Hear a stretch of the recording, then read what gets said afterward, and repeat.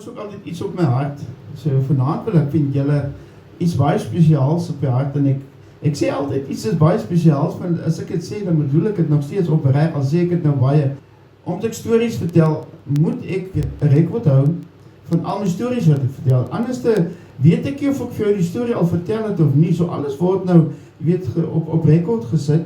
So dan weet ek nou, okay, die storie het ek nog nie vertel nie, of hierdie storie het ek miskien al op 'n ander platform vertel of so. Ek kan hom nou maar hier ook vertel. En vanaand kan ek nou sê, dis program nommer 52.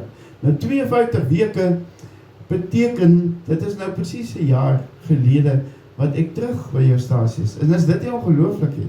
Ek kan nie glo dat die jaar so vreeslik vinnig verby kan gaan nie.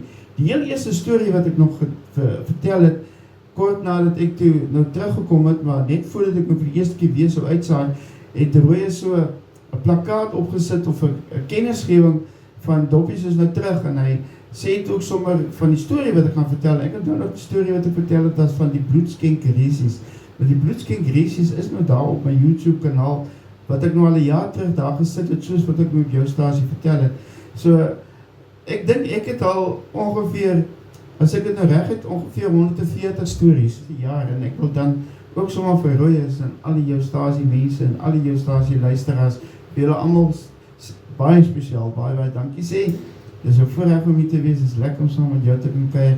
Dis ook vir my wonderlik dat ek vir jou 'n stories kan vertel en my braaigoed met jou kan deel en motorfietsse, en ek kan vir jou musiek insetsel gee en al daardie dinge, en natuurlik my hoogtepunt is om 'n laat aankuier storie wat rondom 9 uur. So, ek hoop jy geniet dit nou vanaand saam met my program nommer 52.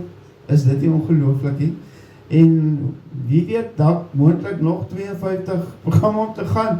Mens kan ons nog maar nooit sê hoe die lewe vir jou uitdraai nie. Maar ja, ek is gereed vir nog 52 programme as ek hier sit. Ek het 'n lysie al gaan maak. Ek dink